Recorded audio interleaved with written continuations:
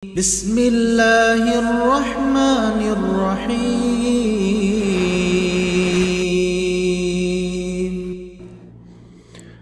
أعوذ بالله من الشيطان الرجيم.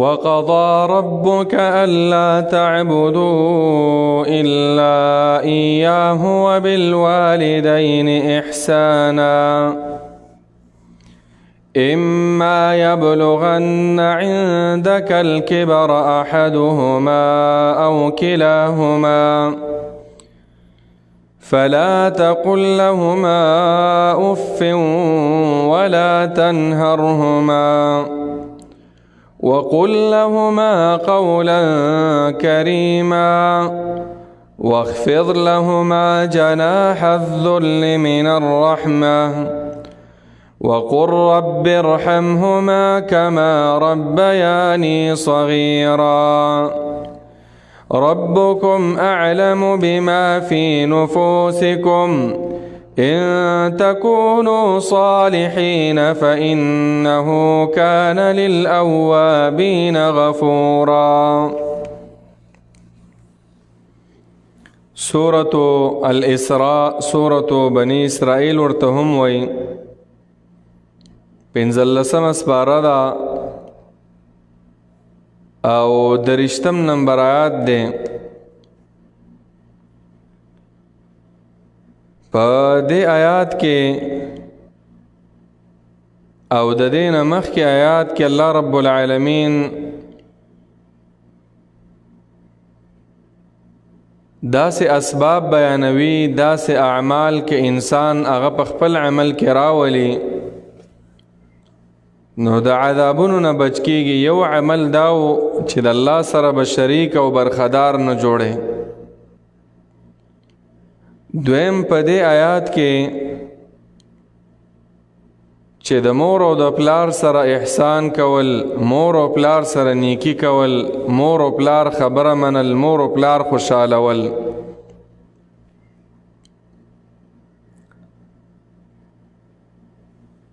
فرمای رب العالمین وقضى ربك ألا تعبدوا إلا إياه وقضى ربك او قطعی فیصله کړي د رب ستا د الله طرف دا فیصله دا او دا به منئ تاسو کوم نه منله ګوره عذاب در باندې راځي یا په دنیا کې او یا په آخرت کې. یا وقضا په معنا د وصا سره معنا حکم کړي رب العالمین ربک رب ستا ای بنده ستا رب په دې باندې حکم کړي الله تعبدو دا چې تاسو به بندگی نه کوئ الا ایاه مگر خاص د رب العالمین د بل چا بندگی مه کوئ. د الله فیصله دا ده، د الله د طرفه حکم درته دا دی که الله منئ. وبالوالدین احسانا او د مور او پلار سره احسان کوئ، په احسان کولو سره نیکی کوئ، په نیکی کولو سره ښېګړه کوئ د مور او پلار سره. لکه څنګه چې د الله رب العالمین بندگی پرز ده حقوق الله ورته وی، دا رنګ الله تعالی د بندگانو حقوق هم د هغې لحاظ ساتل فرض کړي. لکه مور او پلار بندگان دي، د هغوی خیال به ساتي، د وروڼو خویندو، د بچو، د ښځې، د ګاونډیانو، د عامو مسلمانانو، مسکینانو، فقیرانو مرتبې دي. داسې د دې مسلمانانو خیال ساتل دې ته ویل کېږي حقوق العباد. حتی د حیواناتو، د څاروو او بعضې هغه کافران چې تا سره جنگ نه کوي، کوم ته چې ذمي ویل کېږي، ټکس ورکوي، معاهد ورته ویل کېږي چې تا سره لوز وي، د دې ټولو بندگانو حقوق دي.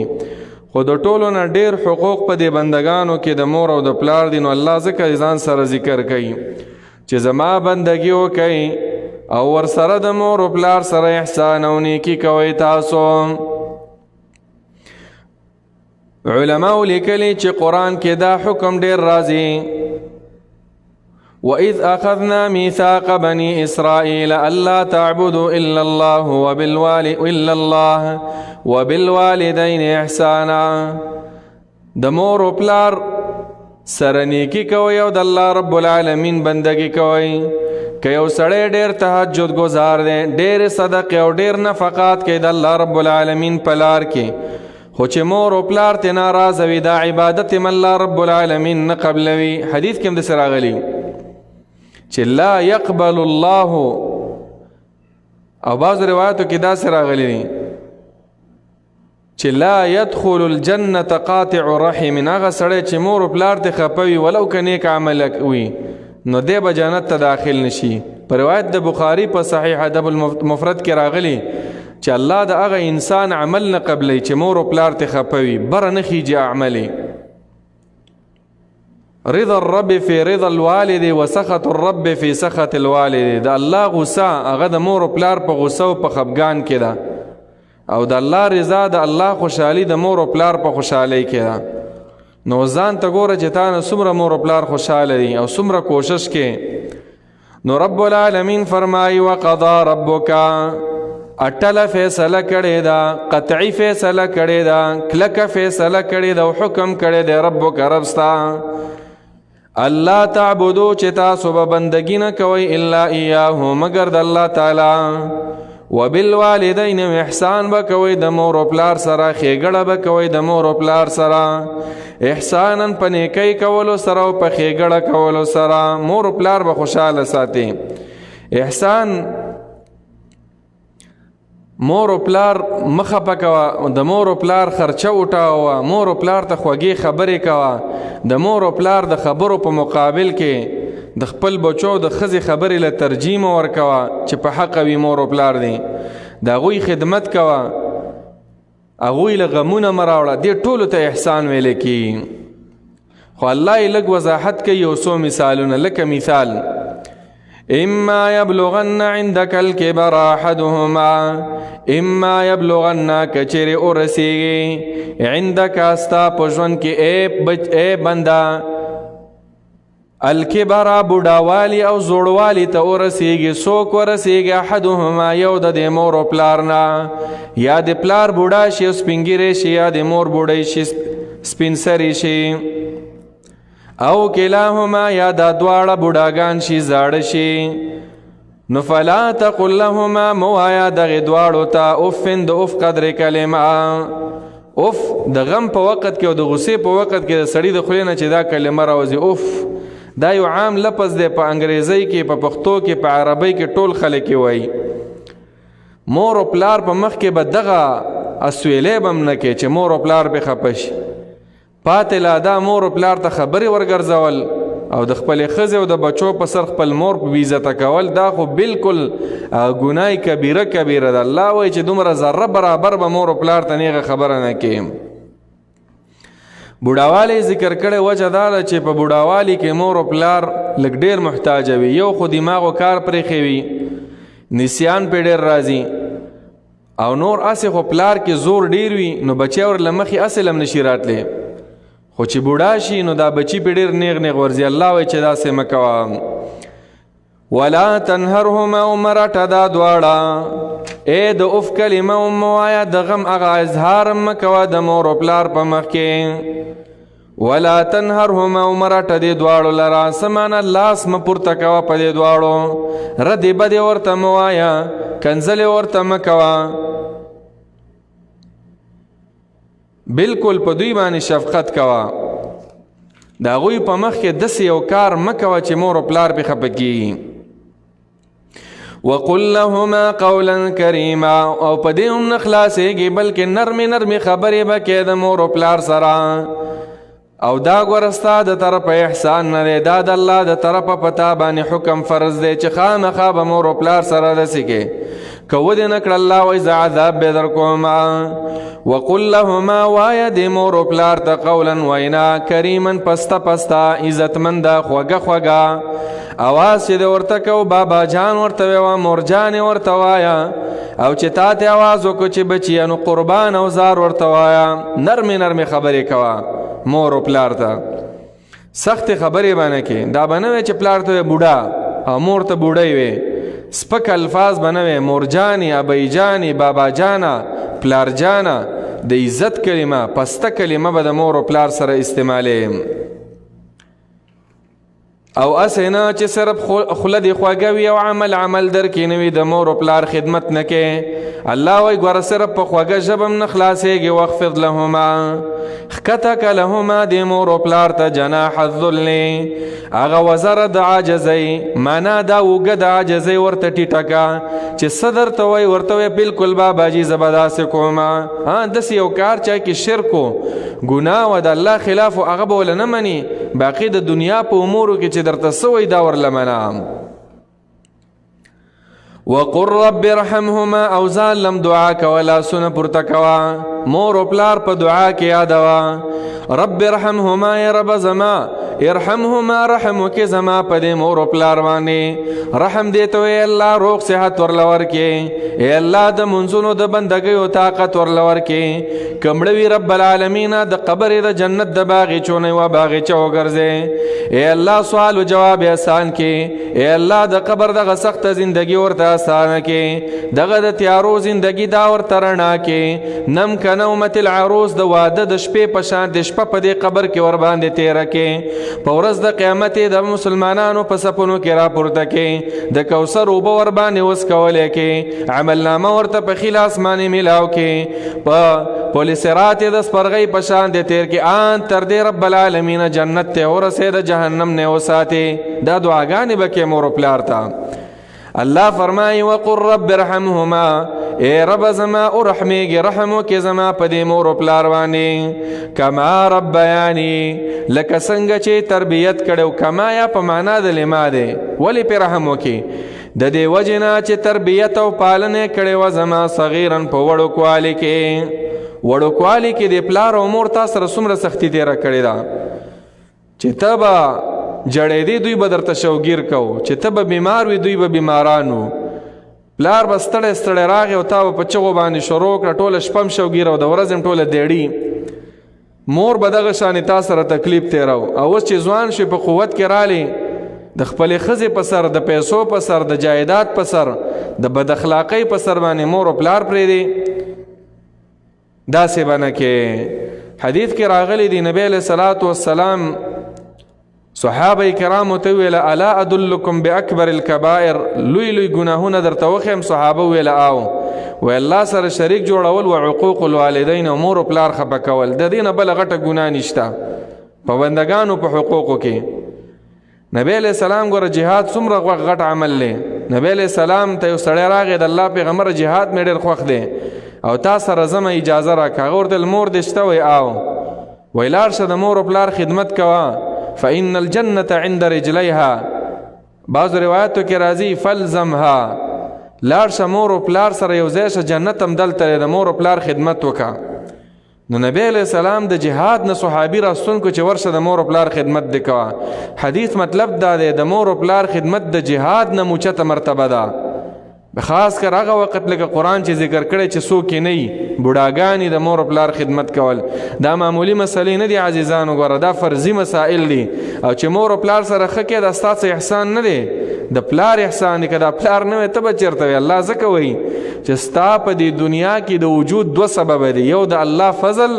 نو د الله بندگی وکړه او دویم دنیوي سبب مور او پلار دی نو په مور او پلار به تکبر نه کې ځان به اوچت نه کې رب العالمین فرمائے چې نیتونم صحیح که چې کم نیک عمل کې په مور او پلار به ګورز باطن هم نه کې چې ما تا لدا کړي دامي کړي صحابي راغی نبی علیہ السلام ته راغی وې د الله پیغمبر پلار مې رانه ټول مال واخسته څه چې مې ګټلی ټول یې رانه واخسته ان ابي يريد ان يجتاح مالي چې څه مې ګټلي که بینک اکاونټ مې دی که څومره پیسې ټول رانه غواړي ای پیغمبره صلی الله علیه وسلم نبی علیہ السلام ورته ویلا وای انت ومالک لابیک تا او ستا مال دا ټول ستا د پلار دی د پلار خو خیره چې سبې کوي ظلم به پلارم نه کوي خو دې کې معلومیږي د پلار دی حق ته چې څومره عظیم حق دی خو ګوره صحیح نیت بم کې دا ټول به کې د الله د رضا په خاطر دا نه چې خلک به وایي چې یاره پلانې ډېر ښه سړی دی مور او پلار ته ډېر خوشحاله دي نه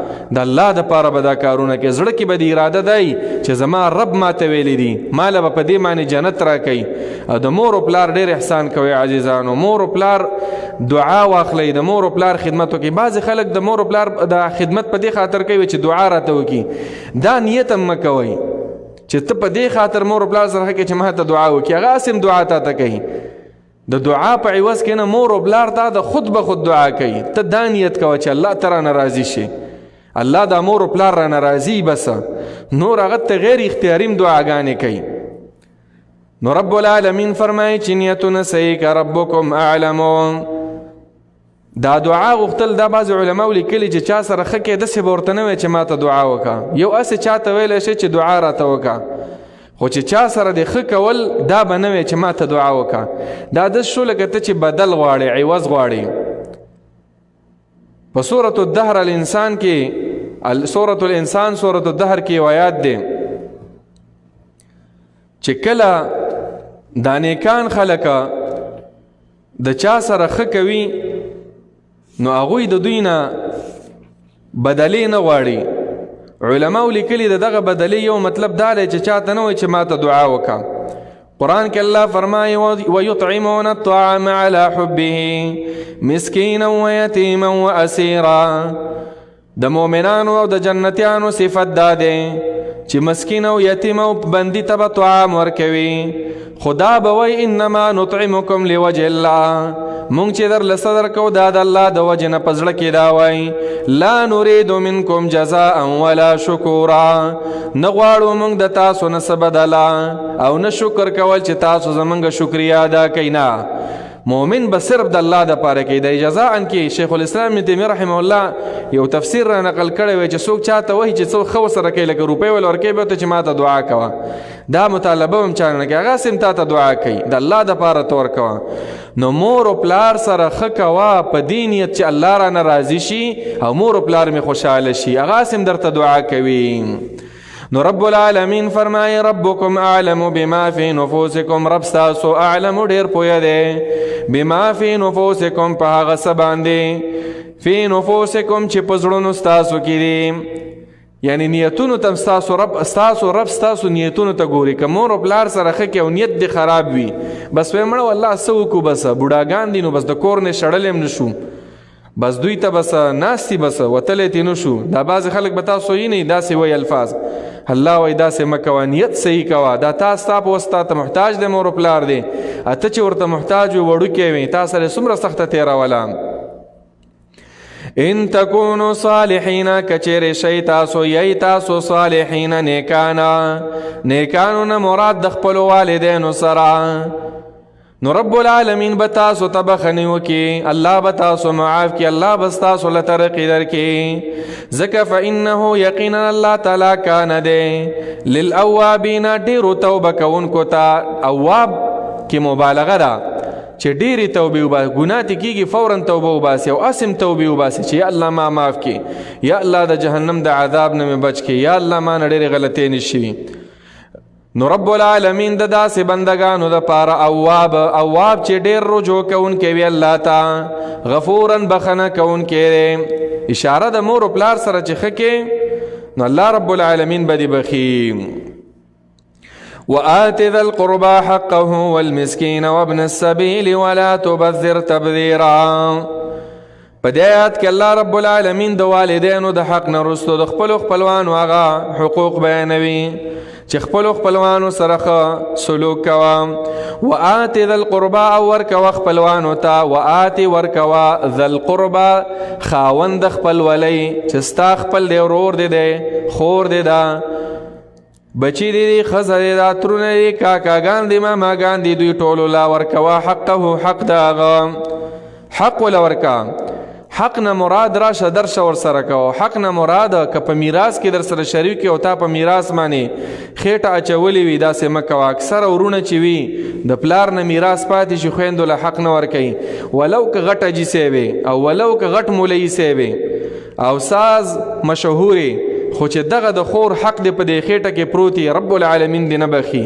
عبادتونه کوه، صحیح حدیث دی چې په خېټه کې د حرام پراته و الله ستا دا بندګي نه قبلی. نو عزیزانو خپل خپلوانو ته حقوق ورکوي او حقوق داري چې ښه تعامل ورسره کوي، دعا سلام کوي د هغوی سره. والمسکین او مسکینانو سره، غریبانانو سره. وابن السبیل او هغه لار د بچې، هغه بچې د لار. وابن زوی ته وایي السبیل لار، د لارې بچې مراد ته نه هغه مسافر چې په لار روان دی او مجبوره دی، هغې سره ښه کوه. ولا تبذر تبذیرا، اسراف مکوته، تبذیرا په اسراف کولو سره. ولا تبذر معنا دا د بېځایه مال مه مصرفوه، تبذیرا په بېځایه مال مصرفولو باندې. تبذیر عزیزانو ویل کېږي چې د الله رب العالمین د احکام خلاف، یعنی په ګناهونو کې، په نشو تماشو کې خلق خپلې پیسې لګوي، ولو که 1 روپۍ وي، ولو که 1 روپۍ وي، او تی په ګناه کې لګې نو ته مبذرې، ته د شیطان رورې. او په نیکو اعمالو کې چې د څومره روپۍ ولګولې دا تبذیر نه دی. ابوبکر صدیق د خپل کور ټول مال راوړی، عمر بن الخطاب نیم مال راوړ رب العالمین په لاره کې. خو د الله په لاره کې ټول مال لګول دا اسراف نه دی، خو د بېدینۍ په لار کې 1 روپۍ لګول دا اسراف او تبذیر دی. غیر الله په نوم باندې صدقې کول، مالونه لالول، دا به غټ تبذیر او غټ اسراف دی. ان المبذرین، یقینا بېځایه خرچه کوونکي، کانو اخوان الشیاطین، دا دی کانو دی دوی اخوان الشیاطین، ورونه د شیطانانو، ورونه د شیطانانو یعنی په مثل د شیطانانو دی. لکه څنګه چې شیطان شرارت کوي او شر پیدا کوي، څنګه چې شیطان خلکو ته وسوسې وراچوي چې دا مال تباه کا، دغه شان دا فضل خرچه خلک چې دا د شیطانانو ورونه دي. د پیسو په وجه خلک د دین نه اړوي، د پیسو په وجه باندې خلک گمراه کوي. وکان الشیطان لربه کفورا، او دې شیطان د خپل رب د پاره کفورن ډیر ناشکرا. هغه سړی چې د الله رب العالمین په نافرمانی کې روپۍ لګوي، دا د شیطان رور دی. او شیطان پیژنې، شیطان ګوره ډیر ناشکره دی، نو دا انسان هم ډیر ناشکره دی چې الله ورله ورکړی مال دی او دی بېځایه لګوي. بېځایه روپۍ به نه لګوئ. وَإِمَّا تُعْرِضَنَّ عَنْهُمُ ابْتِغَاءَ رَحْمَةٍ مِّن رَّبِّكَ تَرْجُوهَا. په دې آیات کې الله یو ادب بیانوي چې ستا خپلوان راشي، مسلمانان راشي، مسکینان راشي او تا نه څه غواړي او تا سره څه نه وي، نو ته چې ته مخ اړې د بېوسۍ د وجې نه، نو په دغه ټیم کې به م ورته وی چې بس چې څه راله الله څه درله در به کو او دعا م ورله غواړه. دا نه چې بس روزانه را روان او تنګول دې راخستې دي، کور نه به خلک نه شړې. عزیزانو، سفیان ثوری رحمه الله یو امام تیر شوی، محدثم و مفسرم، یو سړی ورله راغی، سوال یې ته وکړو. سفیان ابن عیینه سوال یې ته وکړو، ایست هغه په ژړا شو. سفیان ابن عیینه په ژړا شو. چا دې تپوس وکړو ولې ژاړې؟ وای د دې سړي په ما دومره ښه امید و زمانه او په ما یې دومره یقین و چې دې سره به څه او ما سره څه نشته چې زه یې ورکم. بیا یې یوه مسله بیانه کړله، وای د ټولو نه بدنصیبه انسان هغه دی چې الله د یو چا په زړه کې واچوي چې ته د ده خواله ورشه، ستا ضرورت دی، او هغه درته د دروغو بانې وکړي. دا خو تا ته الله راوستو او ته یې پېژنې چې دا مجبوره دی. یو خو داسې چې دا سوال خلکو یو عادت ګرځولی کاروبار، دا نه عام خپلوانو کې په عمر کې ستا خواله کله څوک نه راغلی، ته مالدار یې، وس دې کېږي، ورور دې راغی، ترور دې راغله، خور دې راغی، کاکا وغیره، او ته رټل دې شروع کړه چې ما خو دا کړي او ما خو دا کړي. نه، داسې مه کوه. الله رب العالمین ادب ښیي. وإما تعرضن، که چېرې مخ ګرځوې ته عنهم د دغه مسکینانو خپلوانو نه او د دغه مسافرو نه، د بېوسۍ د وجې نه مخ ته ګرځوې چې ما سره څه نشته دی، خو ابتغاء رحمتین د پاره د طلب د رحمته، چې د الله رب العالمین نه د امید شته دی چې که څه راغلل، ترجوها چې امید لرې ته، ابتغاء رحمتین د پاره د طلب کولو د رحمت من ربک، د ربستانه، د طرف د ربستانه، ترجوها چې تی امید لرې. نو فقل لهم، وایه دوی ته، قولا وینا، میسورا اسانه کړی شوي، میسورا معنا اسانه، معنا نرمه، میسورا معنا پسته وینا، میسورا معنا خوږه وینا، نرمه وینا ورته کوه. نرمه وینا دا ده چې ته ورته وې په الحال څه نشته، انشاءالله امید ده چې میش پس زما خواله راشه، او الله رب العالمین با نعمتونه راولیږي طلب کیسه وکړو. او یا دویم دا دی فقل لهم قولا میسوره، دعا ولو وواړه چې الله دې د دوی د حاجتونه پوره کړي. ترجوها کې اشاره ده که امید دې نه و داسې د دروغو وعدې چا سره مه کوه چې به زه به داسې وکړم او زه به داسې وکړم. نه نه نه، خلک هسې مه په تمه کوه بیا چې در سره نه صفا ووایه چې فی الحال را سره نشته، بیا هم امید نشته فی الحال یو څه وخته پورې. ولا تجعل يدك مغلولة الى عنقك. په دې آیات کې الله ذکر کوي چې ځان نه به ګوره کنجوس نه جوړې، بخیله. بخیل دا ډېر بخل ډېر غلط صفت دی. مسلمان به کنجوس نه وي ښه، دا چې همیشه د پاره بس د جب ته د تالا چولی وي او به دا یریږي چې بسا که روپۍ مې راویسته نو بس رانه لګېږي. نه نه، مسلمان به د سخاوت والا وي، پراخه زړه به وي. ګوره د خلکو حاجتونو ته د خپل وس مطابق پکې خرچه کوه او پټه تصویران مو باسه چې خلکو لې راکې، بیا ځباتنه مه کوه چې ما داسې کړي، د الله دپاره دا کوه. او بل خپلو بچو لم دا د عرب نه دي، عرب په دې سعودي عرب او په دې اماراتو په دې ټولو ملکونو کې وړوکی ماشوم به د 2 کالو د 3 کالو هغې له روپۍ ورکړي چې ورشه دا د عامل له ورکړه د مزدور له. د دې ماشوم د دې وړوکوالي نه داسې تربیت جوړي چې دا پیسه ورکول پکاري چې غټیږي ته ګوره بیا په کرونونو په اربونو روپو باندې یو جومات دله جوړوي، لارې جوړوي، اسپتالونه جوړوي، پروا یې هم نه وي. دې وجه نه الله وله مال هم ورکوي. دا الله رب العالمین وعده کړې ده چې زما دپاره د روپۍ ورکړله 200 چند او د هغې نه زیات دله در کوم. خو زمونږ او ستاسو دا یقینونه نه دی جوړه. موږ خو چې ماشوم له روپۍ ورکوه ولې ښه ورټو، خپله روپۍ ولې نه ورکوو، نو د اول نه ماشوم داسې کنجوسه مخته شي. نو الله وایي کنجوسي به نه کې. ولا تجعل یدک، او مه ګرځوه دې، مه ګرځوه یدک لاس خپل مغلولتن تړلی شوی الی عنقک تر د څټې پورې، د څټ ستا پورې یا د غاړې ستا سره تړلی شوی. معنا بخل مه کوه. حدیث کې راغلی دي د بخیل سړي دا لاسونه چې دي دا دواړه دا داسې د څټ پورې داسې په زنځیرونو تړلی شوي دي او داسې دا څنګلې راغلي دام تړلی شوي دي. حدیث کې داسې راغلی و چې کله دا انسان 1 روپۍ 2 روپۍ یو صدقه وکړي، یو زنځیر کولاو شي، بیا بل کولاو شي، بیا بل کولاو شي، لاسونه ټول کولاو شي داسې، نو بیا د الله په لار کې صدقه کوي. د کولاوېدو مطلب دا دی چې الله رب العالمین په دنیا هم را پراخه کړي. او چې کله دا صدقه نه کوي په زنځیر کې اسم تړلی شوی دی، یو غوټو ته بله واچولی شي، نور هم پې سخت شي سخت شي سخت شي تر دې دا چې د دنیا یو کار کې به دی خوشحاله نه وي، چې چېرته ځي تاوانونه به وي او چې چېرته وي زړه به دغه شانې سختېږي. نو دا بخیل مثال نبی علیه السلام داسې ورکړی. بخل بم نه کې بلکې ولا تبسطها کل البسط، او دارنګې مه پراخوه دا لاسونه خپل د کل البسط په پوره پراخولو سره. معنا تا سره 100 روپۍ د ټولې مه ورکوه، نه کور ته یوه حصه پرېږده، یوه حصه د الله دپاره ورکه، یوه حصه چې کوم د خپلو بچو باندې خرچ کوه. ګوره بچي به هم سوالګر نه پرېږدې، دا مه کوه چې ټولې پیسې راواخلې او بس دا بچي مې نه دي په کار. نه، دا تا ته طریقت شریعت داسې نه ده ښودلې. نو رب العالمین فرمایي چې درمیانه روي کوه، درمیانه روي چې نه سیخ وسوځي او نه کباب، نه ځان نه ډېر کنجوس جوړوه او مه ځان نه داسې جوړوه سخي ارسلاخانه چې بچي دي سوال ته به محتاج یو تل ته صدقې کې. نه، داسې مه کوه. نو ولا تبسطها، او مه پرانیزه دا لاس خپل کل البسط په پوره پرانیزلو سره. فتقعدا، نو ناس په پاتې شي ته، یا فتقعدا نو کې باندې ته ملوما ملامته کړی شوی. محصورا معنا دا ده ستومانه به، محصورا معنا دا ده چې پښیمانه بشي. ملومن د ملامته کړی شوی دا د بخل سره لګي. بخیل سړی همیشه ملامتیر سړی وایي چې مړه دا خو ډېر بخیل دی، ډېر کنجوس دی. او محصور پښیمانه چې ټول مال ولګي به سر له پښیمانه داسې مه کوه، درمیانه روي کوه. وروستو به راشي سورة الفرقان کې چې مؤمنان چې کوم دي هغوی مالم ټول نه لګوي او کنجوسیم نه کوي، بلکې بین ذالک په منځ د بخل او په منځ د ډیر اسراف کې درمیانه روي کوي.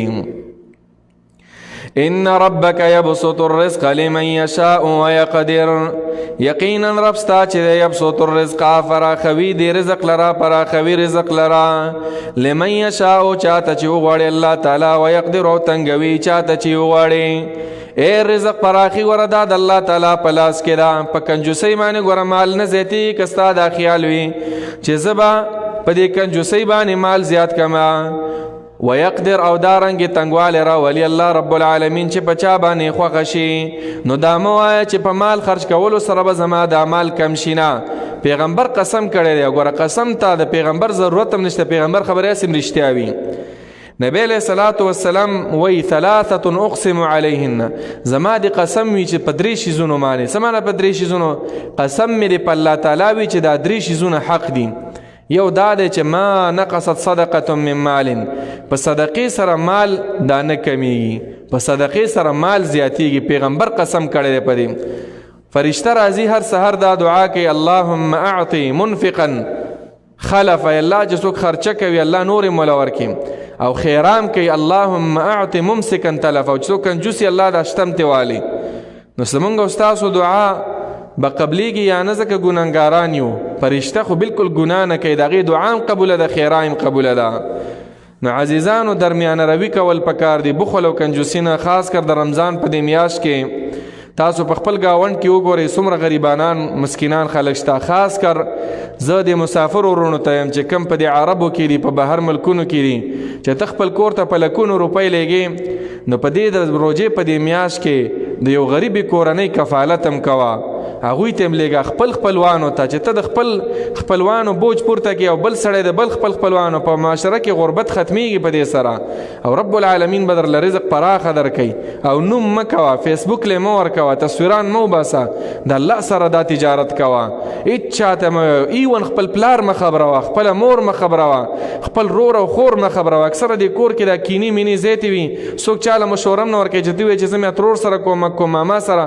اټول دته چې مکه ور سره بس تکو د الله د پاره نو د نن نرستو په دې آیات باندې عمل کول دا پکار دی رب العالمین فرمایي ان ربک یبسط الرزق یقینا ربستا یبسط الرزق پر خوی رزق لرا لمن یشاء چاته چوغاړي ويقدر او رب العالمین کموی او دا کموی رزق چاله چوغاړي تنگوالی ته ویل کی يقدروا تنگوالی تویل کی انه کان بعباده خبیرا بصیرا یقینا الله تعالی دے پخپلو بندگانو باندې خبیرا خبردار بصیرا لیدن کې ذات دے اے الله ته پته را چې څوک د مالداري لایق دغه لډیر مال ورکي څوک د غربت لایق دغه غریبي ورکي نو دا ټول الله رب العالمین یو امتحان دی مالدار دی په دې تکبر نه کوي چې ما سره پیسې دي دا ور الله امتحانن ور کړی دي او غریب دی پدینه امید کیږي نه چې ما سره روپۍ نشته دا الله تعالی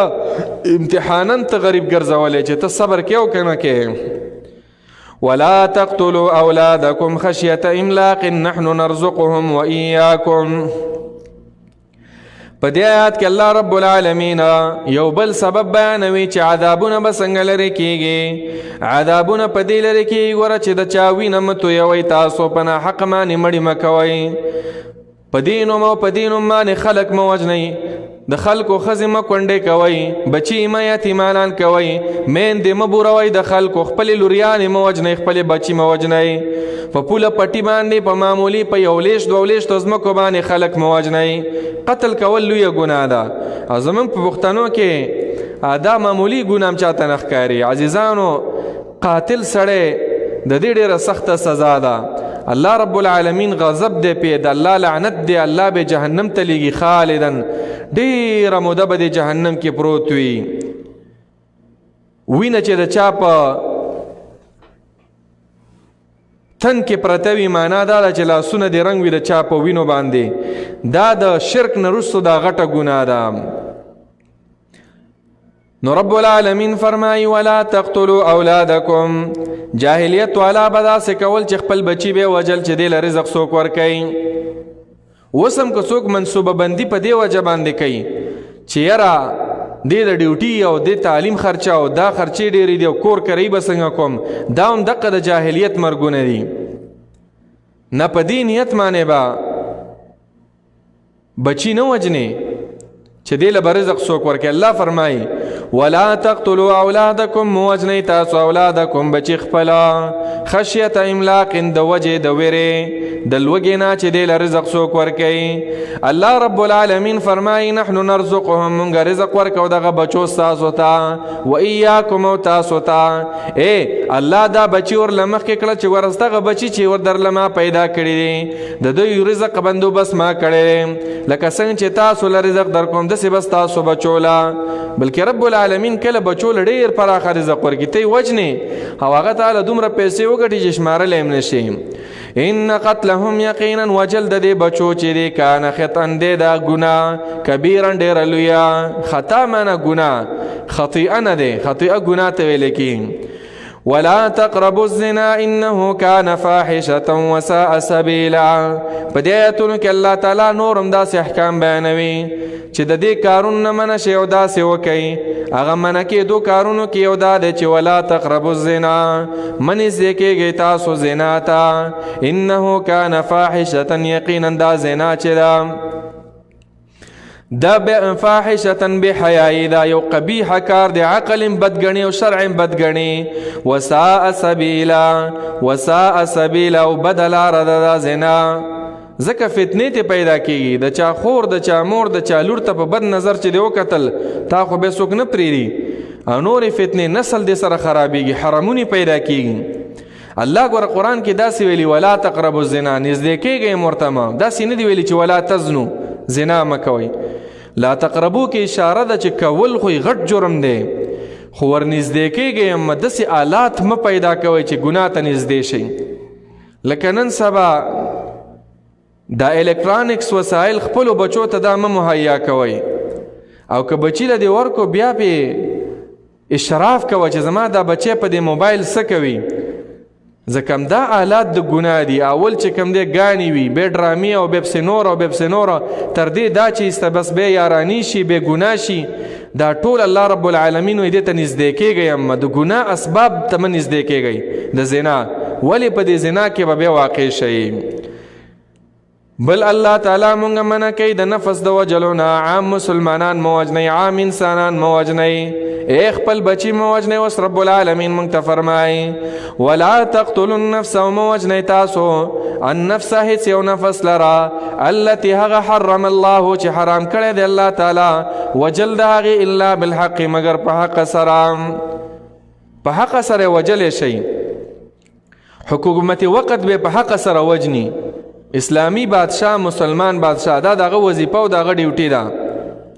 هغه حق څه شی دی؟ نبی علیہ السلام ویلی دی چې لا يحل دم امرئ مسلم الا باحدى ثلاث، د مسلمان وینه به نه تویږي مګر د درې وجو نه. یو دا دی الثیب الزانی، چې شادي شده زنانه یا شادي شده سړی دی او دا زنا کوي، دا به رجم کولی شي، په کاڼو به ویشتلی شي تر دې چې مړه شي.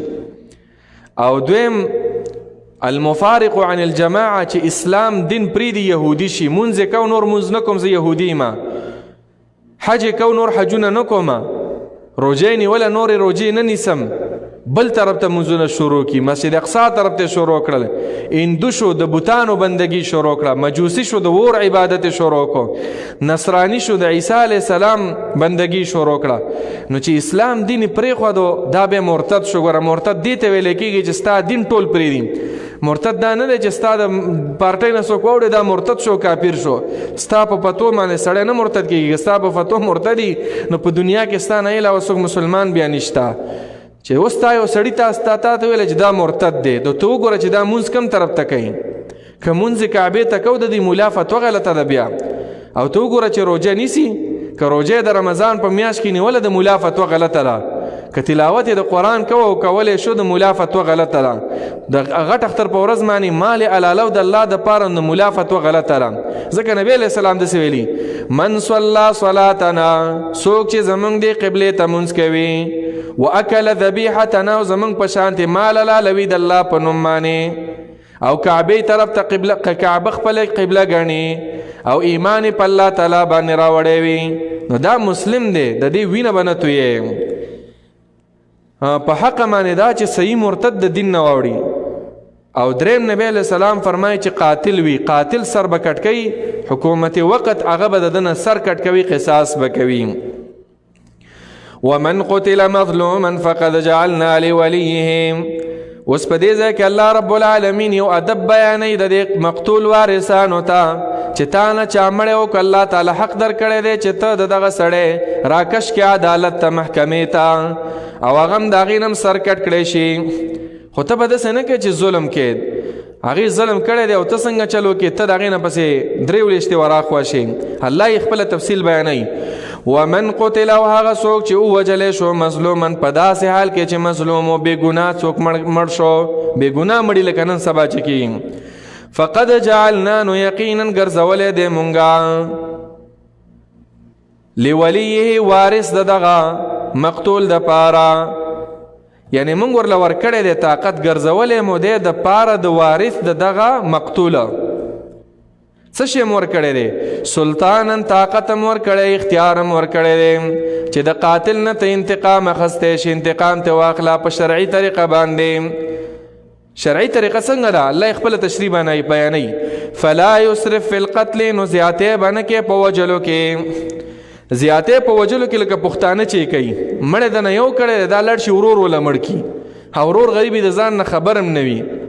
د قاتل په سر کې به بل د هغې کس نه وژنې، قاتل به محکمې ته راکش کي. او یا دا هم زیاتی دی چې تا یو کس وجلی او ته لاړ شې چې زما یې غټ سړی وجلی ته 10 مړي وکړي. اکثر خلک داسې کوي، دا به هم نه کې. او دریم دا هم دی چې ته مړ کې او دا پوز هم تی کټ کې، غوږونه هم تی وباسې، غوښې هم تی کټ کې، مصلب هم نه کې. نه بس ستا ورور یې وجلی، ستا کاکا، ستا ماما بچی د له وجلی عدالت ته به کش کې، هغه به مغه شانتې هغه به سر به تی کټ کې مړ به کي.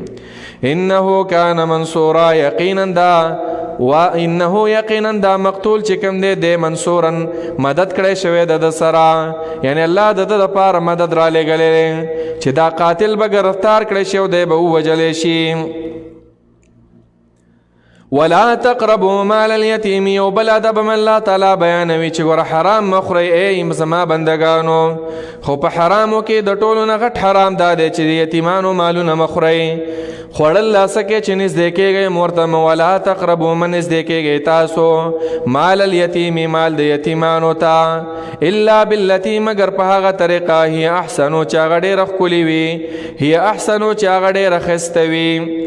ښایسته وي څنګه؟ چې د یتیم د مال حفاظت پکې کېږي او د یتیم مال په داسې ځای کې ولګې چې هغه زیات شي. د یتیم مال دوه قسمه دی عزیزانو، یو دا دی چې ستا ورور مړ شو یا خور دې مړه شوه یا بل خپلوان او د هغې یتیمان تا ته پاتې شو، د هغې سره پیسې وي او غریبانان خو نه پوهېږي او ستا پې زور بر دی، نو د هغې په پیسو کې زیاتی مه کوه. او دویم د یتیم مال دا هم دی چې تاله څوک امانت درکړي چې دا په یتیمانو ولګوه او ته پې ځان له بلډینګونه جوړې، دا داسې مه کوه. د یتیم مال دا انسان دپاره نه ښه کېږي، دا حرام مالونه دي، عبادت دې ګوره نه قبلېږي. نو الله رب العالمین فرمای الا باللتی مگر په هغه طریقه باندې هي احسنو چې هغه ډېره ښه طریقه ده او ښایسته طریقه وي شرعنا، چې مال د یتیم پکې زیات شي او دارنګې مال د یتیم محفوظ پاتې شي. حتی یبلغ اشده، تر دې چې ورسېږي دا یتیم اشده ځوانۍ خپلې ته، خپلې ځوانۍ ته چې ورسېدو هوښیار شو نو بیا ورله مال ورکه. داسې مه کوه چې بس زړه کې دی کینه ده، بس د یتیم له بس داسې پیسې ورکړه چې ورشه بچو 1 لک روپۍ 2 لکه چې بس زر زر بس چې دا غټېږي چې پیسې دې ورله ټولې دوړه کړي. نه داسې به هم نه کوې، بس چې کله ښه رشد او هوښیارتوب ته ورسېدو نو بیا به حسابونه ورکړي چې دا ستا د پلار مال او دونه ستا مال دی دا واخله. واوفوا بالعهد، بل ادب الله تعالی بیانوي چې پوروالی کوئ بالعهد په لوزونو باندې. لوز نه دواړه لوزونه مراد دي. الله رب العالمین سره انسانانو لوز کړی چې موږ به شرک نه کوو، نو شرک به نه کې، په خپل لوز باندې پوروالی وکړه. او لوز دام دی چې د الله په نوم د چا سره ته جبه وکړي نو بیا به مغه شانې کې، بیا به بېلوزي نه کې. دا د منافق کار دی. منافق 4 صفات دي، بعضو روایتو کې 15 راغلي دي، بعضو روایتو کې 3 راغلي. چې خبرې کوي دروغ وایي، چې لوز وکړي لوز ماتوي، چې وعده وکړي وعده ماتوي، چې جنگ کوي 2 فورا کنځلې کوي. دا ټول د منافق علامات دي. ان العهد کان مسئولا، یقینا دا عهد چې دی او لوز یعنی په باره د لوز کې کان دی دا عهد مسئولا تپوس کړی شوی، په باره د دې عهد کې تپوس به د چا نه کېږي د دغه لوز کوونکي نه. واوفوا الكيل اذا كلتم وزنوا بالقسطاس المستقيم.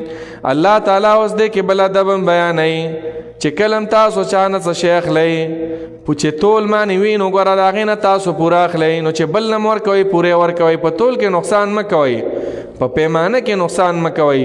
ځکه قرآن کې په بل ذکر راغلي سورة المطففین چې ویل للمطففین، په ورځ د قیامت د جهنم کنده د عذاب دی د هغه خلکو دپاره چې په دې تول کې کمی کوي، د 2 کیلو په ځای باندې نیمه کیلو ورکوي، 1 کیلو ورکوي.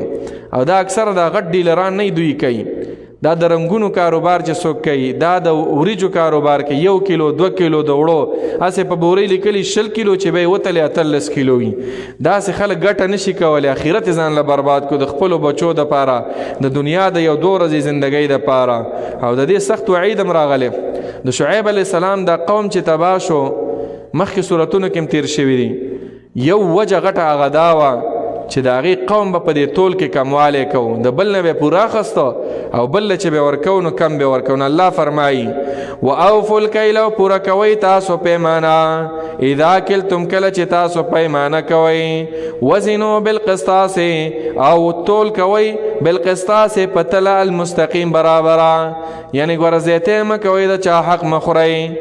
2 شیزونه کله سړی په پیمانه ورکوي، ته ورشه یو 15 ګېډۍ مال واخله، هغه به هم کم نه جوړی.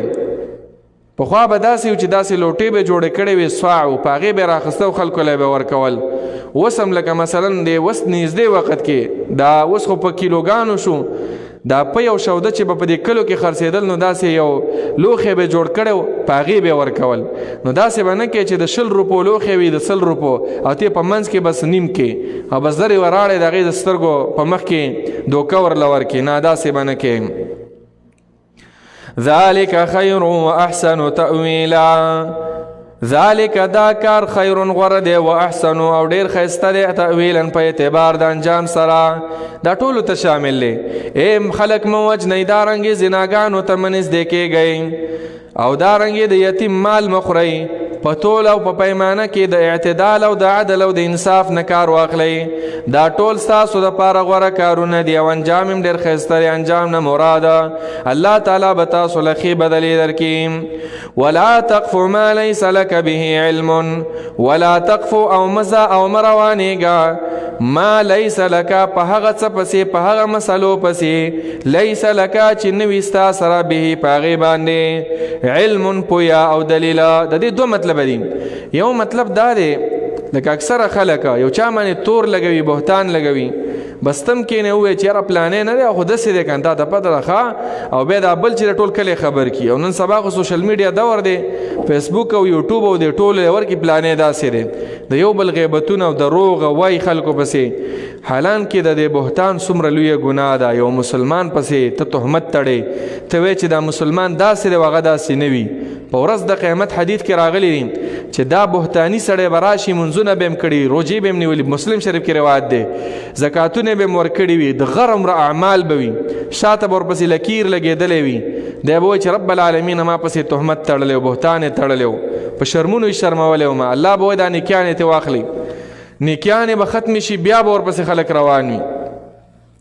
بیا به رب العالمین وایي تاسو به د خپل ګناهونه ورواچوئ.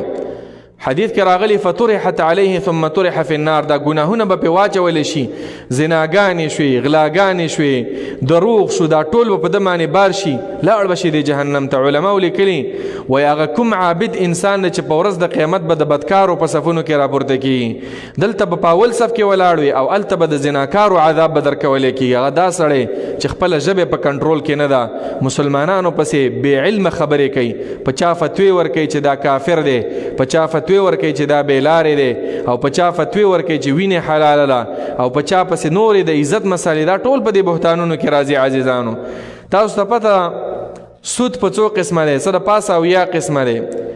دا ادنا یو سود دا دی که نه، لکه څنګه چې دا پیسې واخلې په قرضو باندې او بیا ته زیاتې غواړي، دام سود دی. د دې سود څومره ګناه ده؟ صحیح حدیث کې راغلی لکه شپږ دېرش زناګانې چې وکړي د یو سود برابر دی. بعضو روایاتو کې داسې هم راغلی که خپلې مور سره چې په حرم کې زنا کې دا د یو سود ګناه برابر دی.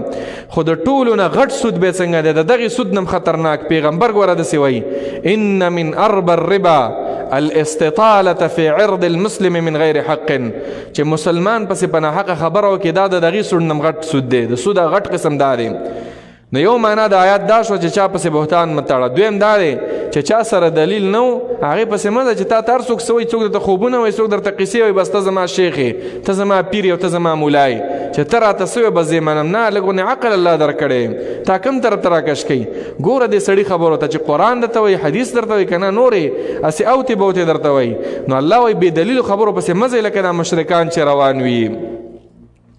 ان السمع والبصر والفؤاد، یقینا دا غوږونه چې دي، والبصر او سترګې، والفؤاد او زړونه، کل اولئک دا ټول چې دي د ټولو په باره کې به کان عنه مسؤولا، تپوس به کېدی شي د باره کې. کل اولئک ټول دغه شیزونه چې دا ذکر شو، غوږونه، سترګې، زړونه، کان دی عنه په باره د دې هر یو کې مسؤولا تپوس کړی شوی، تپوس به کېدی شي چې تا ولې ګناه کړې ده. د زړه نه به هم تپوس کېدی شي، د سترګو نه، د غوږونو نه، چې تاسو ولې په دې کې حصه اخسته. نو که به جواب ورکولی شي الله تعالی ته به صحیح ده. رب العالمین ته څوک جواب ورکولی شي؟ نه. ولا تمشي في الارض مرحا، وس الله تعالی بل ادب بیانوي. ګوره ډېر تکبر مه کوه چې داسې روان او د ځمکې لسې درز ورکې د ډېر تکبر د وجې نه.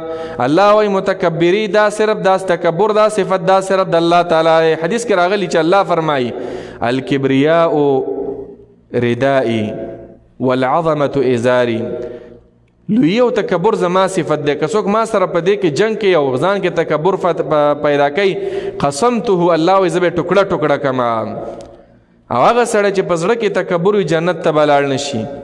تکبر د الله بندگان سپک ګڼل او حق له دیکا ورکول. پیغمبر فرمایي تکبر دا دی الکبر بطر الحق وغمت الناس. نو الله ادب بیانوي ولا تمشي او مګرځه فی الارض پزمکه کې مرحن پلوی سرا په تکبر سرا. انک لن تخرق الارض، یقینا ته چې هیڅ کله نشي څیري کولی، نشي شلولی الارض د ازمکه، یعنی د ازمکې سره چې په زور روانه او کړس ورکې چې د تکبر مزل کې د ازمکه نشي څیرولی، دومره قوت کې نه. ولن تبلغ الجبال، او نشي رسېدلی هیڅ کله الجبال غرونو سرونو ته طولن په اوږدوالي کې. تکبر دوه قسمه دی، څوک په خپو کې تکبر کوي، څوک په سر کې تکبر کوي. د خپو تکبر دا دی چې د ځمکې لسې درز راپورته کوي، او د سر تکبر دا دی چې اوچت اوچت دا سر کې په دې نورو ځان اوچت اوچت کې. نو الله وایي که ځان هر څومره اوچت کې د غر ته رسېدی شي نه، او که ځان هر څومره د ځمکې له راخوشې کې نه ځمکه څیرولی شي نه، نو ولې تکبر کې؟ تاکي در تکبر دیسه کمزور مخلوق، خلق الانسان ضعیفا. زړه کې تکبر مراوله، هیڅ کله تکبر مکوه. تکبر په خپل مال مکوه، دا مال ختمېدونکی دی.